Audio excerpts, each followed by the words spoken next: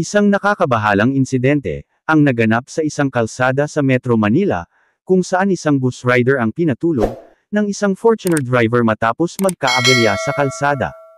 Ayon sa mga saksi, ang insidente ay nagugat sa isang maliit na hindi pagkakaintindihan sa kalsada, na nauwi sa marahas na pag-uugali ng driver ng Fortuner.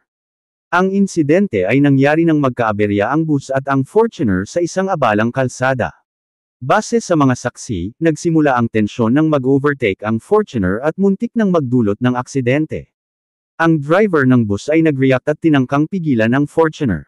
Hindi nagtagal, nagkaroon ng mainit na palitan ng mga salita at tensyon sa pagitan ng dalawang motorista.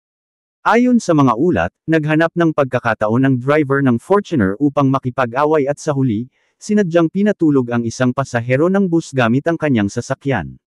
Ang ganitong uri ng karahasan sa kalsada ay hindi na bago, ngunit patuloy pa rin itong nagiging malaking problema sa mga lungsod. Ang hindi pagkakaintindihan at simpleng road rage ay kadalasang nauuwing sa mga hindi inaasahang insidente ng karahasan, na maaaring magdulot ng malubhang pinsala o pagkamatay. Ang mga kasong tulad nito ay naglalantad ng pangangailangan ng mga awtoridad na magpatuloy sa pagpapaigting ng mga patakaran ukol sa road safety at anti-road rage upang matiyak ang kaligtasan ng bawat isa sa kalsada. Agad na rumspond ang mga pulis sa insidente at inaresto ang driver ng Fortuner, ngunit ang tanong ay kung paano mabibigyan ng hustisya ang mga biktima ng ganitong karahasan sa kalsada.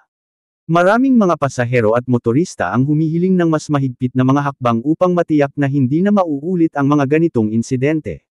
Ang insidenteng ito ay nagiging paalala sa lahat ng mga motorista na ang kaligtasan sa kalsada ay hindi lamang nakasalalay sa kanilang pag-iingat kundi pati na rin sa kanilang ugali at disiplina sa harap ng iba pang mga motorista.